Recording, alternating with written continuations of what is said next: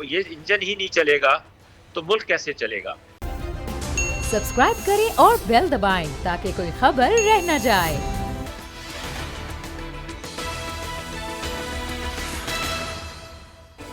अस्सलाम वालेकुम, मैं हूं फैसल अजीज़ खान। कराची में एक तारीख रकम हुई। वो शहर जो 14 साल से ज़रूरियात मांग रहा था, कह रहा था कि यहाँ की सड़कें ठीक हो जाएं, यहाँ पे ट्रांसपोर्ट का निज़ाम हो, यहाँ कराची सर्कल रेलवे हो, यहाँ पर कचरा यहाँ का उठे, यहाँ पानी मिले, बहुत सारे ऐसे मुतालबात थे। और वज़ीर आज़म पाकिस्तान कई साल पहले यहाँ बहुत सारे वादे कर गए थे, कराची में बहुत सारे वादे कर गए थे। कल उन्होंने वादे दोहराए और एक ऐसे मौके पर दोहराए जब उन्होंने यहाँ पर ग्रीन लाइन बस सर्विस का इफ्तिताह किया। कराची की में अगर तारीख़ को देखा जाए कि कितनी बार हरी बसें यहाँ चलती रही हैं, तो नेमतुल्लाह खान साहब के दौर में भी चलती रही हैं, मुस्तफ़ा कमाल साहब ने भी एक बहुत दमंग अंदाज के अंदर कराची के अंदर ग्रीन बसें चलाईं। लेकिन पिछले 14 सालों के अंदर या उससे पहले भी वो बसें बंद हो गई और खड़ी हो गई। फिर पाकिस्तान पीपल्स पार्टी ने ऐलान किया कि हम 3000 बसें लेकर आएंगे और हम पूरे सिंध में चलाएंगे और कराची के लिए हम ज़्यादा बसें लाएंगे। फिर उन्होंने कहा कि हम 1500 बसें लाएंगे। फिर पाकिस्तान पीपल्स पार्टी के एक वज़ीर ने कहा कि नहीं, हम 600 बसें लेकर आएंगे। और फिर कुछ अरसे के बाद उन्होंने कहा कि हम 600 नहीं 300 बसें लेकर आएंगे। लेकिन पाकिस्तान पीपल्स पार्टी कोई बस भी कराची में नहीं ला सकी। कहा जाता है कि ये एक ही मंसूबा न जाने किस किस हुकूमत के अंदर कागज़ की जीनत बनता रहा, फ़ाइल की जीनत बनता रहा। मुस्लिम लीग नून के रहनुमा आए और उन्होंने आके इस मंसूबे का इफ्तिताह कर डाला और रेंजर्स ने, पुलिस ने रोका। कराची के लोगों के साथ जो खेल हो रहा है 14 साल से हो रहा है, उससे पहले भी हो रहा था, लेकिन ये पर्टिकुलरली ये जो टाइम है, इस टाइम में जो हो रहा है उसमें बहुत सारी ऐसी चीज़ें हैं जिसको नज़रअंदाज नहीं किया जा सकता। अब मामला यह है कि और भी बहुत सारे वादे हैं। वो वादे क्या क्या हैं और वो वादे कैसे कैसे कब कब पूरे होंगे। एक बात के ऊपर तमाम सियासी जमातों का इत्तेफाक है कि कराची पाकिस्तान को चलाता है। कराची वो इंजन है जिसके ज़रिए पूरा पाकिस्तान चलता है। कराची वो इंजन है जिससे पूरा सिंध चलता है, 95% रेवेन्यू देता है, पाकिस्तान को 60% 65% रेवेन्यू देता है। अब ऐसे शहर के साथ ये मामला कैसे होगा। कल एक तारीख़ी जुमला वज़ीर आज़म पाकिस्तान ने कहा।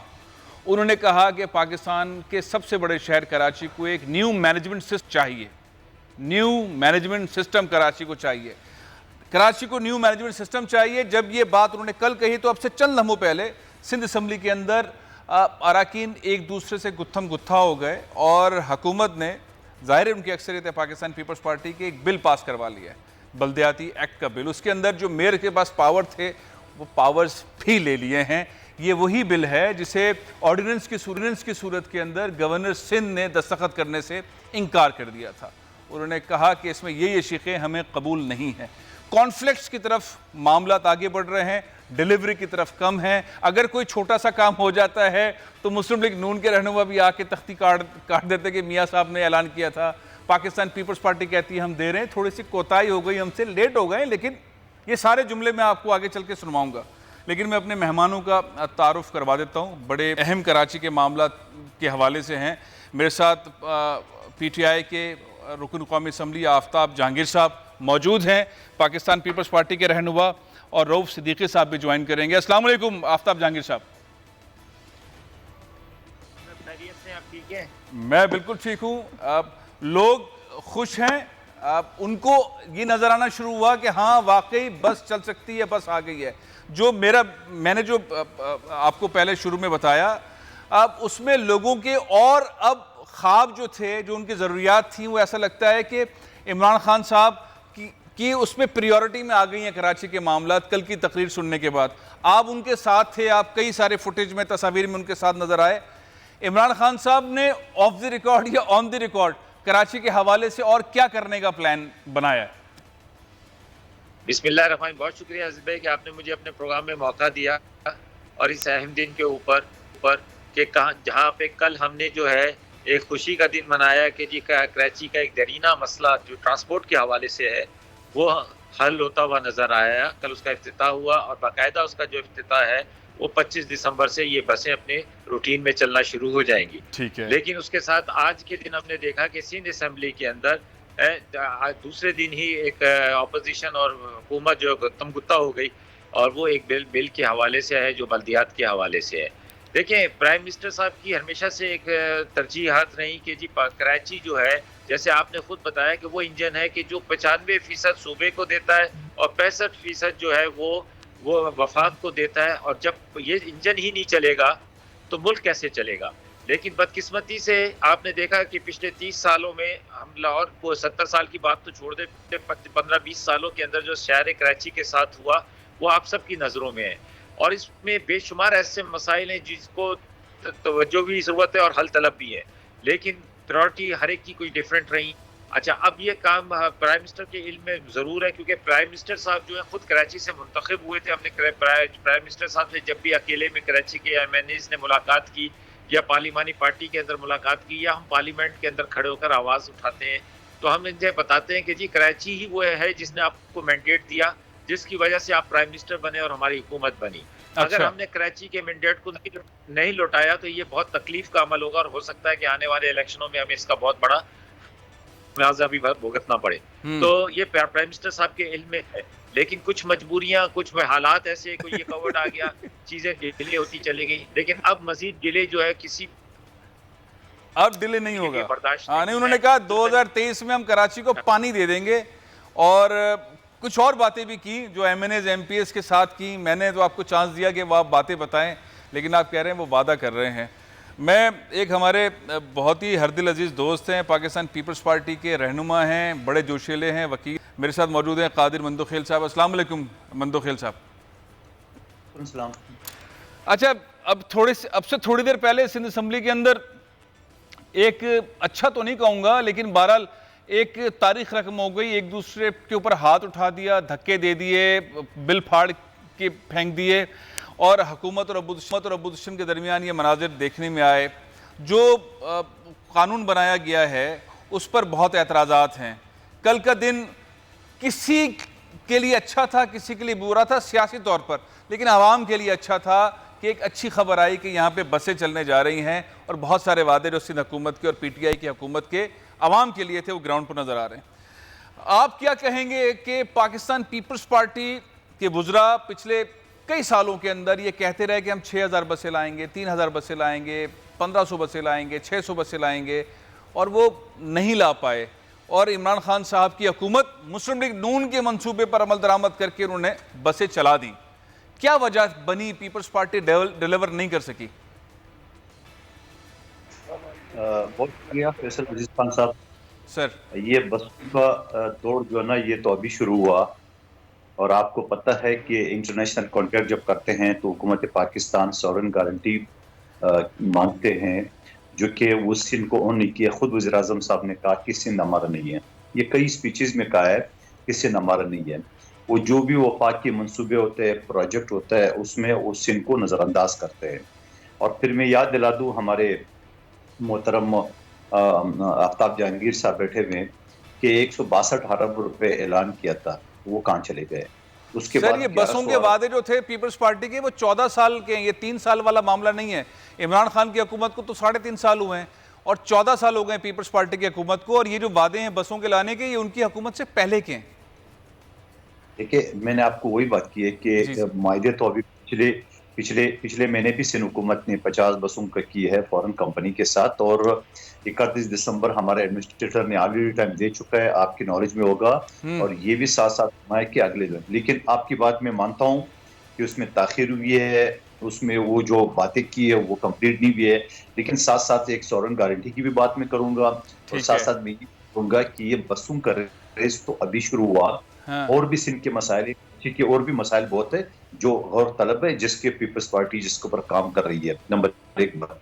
दूसरी बात ये, कल जो आपने वो दी कि पाकिस्तान की तारीख में एक छुचौरापन जो हुआ सबसे पहले मुस्लिम लीग नून की तरफ से, और जो प्रोजेक्ट पंजाब में या लाहौर में 9 महीने 11 महीने में पूरा करते थे, मुस्लिम लीग नून ने इस ग्रीन बस सर्विस को 5 साल में मुकम्मल नहीं किया। बकौल इनका कि हमने 90% मुकम्मल किए, चलो 90 न सही है, 80 सही है, तो बकाया 10-20% PTI की हुकूमत ने पिछले 3.5 साल लगा लिए उसको कंप्लीट करने के लिए। और फिर यही इमरान याजी साहब थे जो जंगला बस पता नहीं क्या कहते थे, कल वो इफ्तिताह करने भी आ गए। और इफ्तिताह भी क्या फैसल अजीज खान साहब, जी इफ्तिताह भी क्या किया, इफ्तिताह में उन्होंने ये फरमाया कि ये जनवरी के वस्त में मुकम्मल होगा। हाँ तो ये एक्सेप्टेड वो है कि एक एडमिटेड फैक्ट है हाँ कि वो एक नामुकम्मल मंसूबे का उसने इफ्तिताह की है। हाँ इस मंसूबे में 25 स्टेशन है। फैसल अजीज खान साहब, आप भी जी कराची के बचे हो। जी 25 स्टेशन में से 3 स्टेशन अभी तक काम ही मुकम्मल नहीं हुआ है। हाँ 3 स्टेशन पे अभी तक काम शुरू ही नहीं हुआ है और सिर्फ 3 स्टेशन मुकम्मल है। ठीक है। वेटिंग एरिया, फ्ला, लिफ्ट और ये सारी चीजें अभी बाकी है। चलो मैं आपको और ये ग्रीन लाइन के अलावा ऑरेंज लाइन, येलो लाइन उसका भी सुनूंगा, लेकिन मैं आपको कुछ सुनवाता हूं इमरान खान साहब ने कल क्या फरमाया और सईद गनी साहब ने क्या एडमिट किया और खालिद मकबूल सिद्दीकी साहब क्या कहते हैं। लेकिन सबसे पहले आप देखें, कराची में एक दौर था जब बसें चली, सैयद मुस्तफ़ा कमाल उस वक्त मेयर थे। ये ज़रा एक मंजर देखें, ये कोई नया मंजर कल नहीं था, ये मंजर पहले मुस्तफ़ा कमाल और उनसे पहले नेमतुल्लाह खान साहब भी दिखा चुके हैं। ज़रा देखिए मुस्तफ़ा कमाल साहब के दौर के अंदर बसें। असल में ये दिखाने का मकसद ये है कि कराची में ऐसे बसें चलती रही हैं और मुस्तफ़ा कमाल साहब फरमा रहे हैं कि ना वफाक से पैसे लिए हैं, ना सिंध हुकूमत से पैसे लिए हैं, लेकिन ये बसें अब नहीं चलती कराची में और ये कहीं पर खंडरात में कहीं पर मौजूद है। अब सिलसिला ये है कि ये जो बसें चल रही हैं, आफ्ताब जहांगीर साहब, जो बसें चलेंगी यानी कि इफ्तिताह कल वज़ीर आज़म ने कर दिया, नामुकम्मल है जिस तरह से बन्नू खैल साहब कह रहे हैं और इसमें शक नहीं है, अभी बहुत सारा है इसका मंसूबे का मुकम्मल होना, बहुत सारे रास्ते उसके मुकम्मल नहीं हुए, स्टेशन नहीं बने, लेकिन चलें जितना महदूद भी है वो शुरू हो गया है, चलेगा 25 तारीख से। क्या गारंटी है कि जिस तरह मुस्तफ़ा कमाल साहब इक़्तिदार में नहीं रहे, उनकी पार्टी नहीं रही, वो बसें खंडरात में हो गई, वो शहर में उठा के बाहर फेंक दी गई, पता नहीं कौन आए, कौन ब्यूरोक्रेट से किसने वो शहरियों से बसें छीन ली। इस जो प्रोजेक्ट है इसकी क्या गारंटी है कि ये जब आपकी हुकूमत नहीं रहेगी, पीटीआई की जाहिर है हुकूमत, एक टाइम आएगा, हो सकता है लोग वोट दें, हो सकता है ना दें, तो ये प्रोजेक्ट चलता रहेगा। इसका क्या सिस्टम मैकेनिज्म आपकी नॉलेज में है या वज़ीर आज़म ने आपको बताया या आपकी टीम ने वज़ीर आज़म को बताया? अच्छा देखिए अजीज, पहली बात तो ये कि हमें ये समझना चाहिए कि ये प्रोजेक्ट ना तो पीटीआई का है, ना ये पीपल्स पार्टी का है, ना ये नून लीग का है, ना एमक्यूएम का है, किसी का नहीं है। ये पाकिस्तानी अवाम का है, पाकिस्तानियों का है। हमारे यहाँ बदकिस्मती से मैं जब छोटा था तो मेरे ख्याल में केटीसी चलती थी, उसके बाद नेमतुल्लाह साहब आए, बहुत सारा काम किया, वो उन्होंने बसें लेकर आए, फिर मुस्तफ़ा कमाल साहब आए और हम हमेशा हर हुकूमत जो है इन्हीं प्रोजेक्ट्स के ऊपर अपनी सियासत करती है। हाँ। मैं ये समझता हूँ कि देखिए ये अवाम की प्रॉपर्टी है, अवाम की ये जिम्मेदारी है। और आपको पता है फैसल कि मैं इस मंदू खेल साहब ने तो कभी इस रूट के ऊपर शायद सफर किया हो या ना किया हो, और आपने पता नहीं किया कि नहीं किया। मैंने इस ये तो आपका हल्का है। हाँ मेरा हल्का है, जहाँ पर ये बसें का डिपो भी वहीं पर बना है, सारा कुछ स्टार्ट भी वहीं से होंगी, एंड भी वहीं पर होंगी। तो मैं इस पर सफर करता रहा और मैं आपको पता है अजीज भाई, मुझे झूठ बोलने की आदत नहीं है। मैं किसी और की खातिर अपनी किताब को जो गंदा नहीं करूंगा जो झूठ और सच के तयन करेगी। ठीक है, मैं जो बात सच है वो मैंने ये देखा इस रूट पे। जब मैं इस पर चढ़ता था तो मैं चलता था तो मैं तकरीबन 15-20 मिनट में अपने हल्के पे पहुंच जाता था। हाँ। और वहां पर मैंने कोई कभी काम होते हुए नहीं देखा था शुरू में, पिछले 1-1.5 साल पहले। जब इसका ऐलान किया गया तो उसके बाद काम हुआ, लेकिन वो भी बहुत स्लो स्पीड में होता था और मैं बड़ा कुड़ता था और मैं उनसे लड़ता था कि यार ये काम तेज करो। हाँ। लेकिन बदकिस्मत है कि हमारा कुछ सिस्टम ऐसा, निजाम ऐसा बन चुका है कि हम कोई भी प्रोजेक्ट शुरू करते हैं, उसकी फिजिबिलिटी बनाते तो बताते हैं कि ये 3 साल का प्रोजेक्ट है, 4 साल का प्रोजेक्ट है, 5 साल का प्रोजेक्ट है, लेकिन वो 10 सालों पे चला जाता है। फिर उसकी कॉस्ट महंगी हो जाती है। फिर हालात के हिसाब से, जैसे आज अगर आप कोई प्रोजेक्ट शुरू करें तो कीमत इस वक्त जो है स्टील की कीमत 2.25 लाख रुपए टन हो गई है। आगे जाएगी तो ये बढ़ती चली जाएगी, तो वो कॉस्ट भी महंगी होगी, तो वक्त पर अगर जो काम होगा वो सही होगा। अब ये हुकूमत के साथ साथ, सिंध हुकूमत के साथ साथ, शहरी हुकूमत के साथ साथ, लेकिन अवाम की जिम्मेदारी है कि वो अपनी चीजों को ये समझ करके ये मेरी चीज है, मैं इस पे सफर करता हूँ। नहीं, बहुत अच्छी बात की, लेकिन पीटीआई के सारे रहनुमा ऐसी बात नहीं कर रहे। वो कह रहे हैं नून का था, जिसका भी था हमने चला दिया। आप कह रहे हैं आवाम का प्रोजेक्ट है। असल में यहाँ प्रोजेक्ट चलते रहे। नईमतुल्लाह खान साहब का प्रोजेक्ट चला, वो बसें गुम हो गई। एमक्यूएम के मेयर थे मुस्तफ़ा कमाल, उन्होंने चलाया, वो बसें गुम हो गई। आज मुस्लिम लीग नून का प्रोजेक्ट था, पीटीआई ने चला दिया। अब खदशा ये है कि ये बसें गुम ना हो। आपने बड़ी अच्छी बात की कि आवाम का प्रोजेक्ट है, किसी पार्टी का प्रोजेक्ट नहीं है। जी, इसमें एक बात अजीज भाई, एक बात समझने की है कि वो जो पहले जो बसें चलती थी वो आम रूट के ऊपर चलती थी। अच्छा, उसके अंदर ना कोई टाइमिंग का वो था, ख्याल होता था, ना कुछ। जहां पर का वो होता था, शुरू में सख्ती होती थी, बाद में वो जहां खड़ा होता था वहां खड़ा कर देता था बस को, जिसको चढ़ाया जिसको उतारा, कोई उसकी आर्ट नहीं थी। जरा अपग्रेड वर्जन है, अब आप टाइमिंग के हिसाब से चलें। आप कहते हैं एक अभी थोड़ी देर पहले सिंध असेंबली के अंदर खिताब करते हुए चंद जुमले मुराद अली शाह साहब ने ऐसे अदा कर दिए हैं कि जिस पर बहुत सारे सवाल उठ सकते हैं। आखिर ये नौबत क्यों आई? आखिर ऐसा क्यों हुआ कि अपोजिशन के रहनुमा तकरीर के दरमियान शोर मचा रहे थे, पर्चे फेंक रहे थे, और आखिर में एंड इस बात पे हुआ कि एक दूसरे के साथ गुत्थम गुत्था हो गए। जो लफ्ज़ उन्होंने अदा किए मुराद अली शाह साहब ने, उन्होंने कहा है कि हम भी पाकिस्तानी हैं, हमें पाकिस्तानी समझा जाए। ये उन्होंने किसी जलसे में नहीं कहा, ये उन्होंने उस असम्बली में कहा है जिस असम्बली ने पाकिस्तान की करारदाद मंजूर की थी। मुराद अली शाह साहब ने क्या फरमाया, ज़रा सुनिए। ये सिंध के लोग ये कब्जा नहीं होने देंगे। हाँ, हम पाकिस्तान का हिस्सा है, हमें पाकिस्तान का हिस्सा समझो, ऐसे हालात नहीं पैदा करो कि लोग कुछ और सोचना शुरू हों।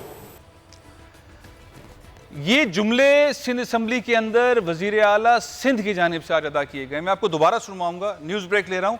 आखिर वजह क्या थी, इस पर बात करेंगे इस ब्रेक के बाद।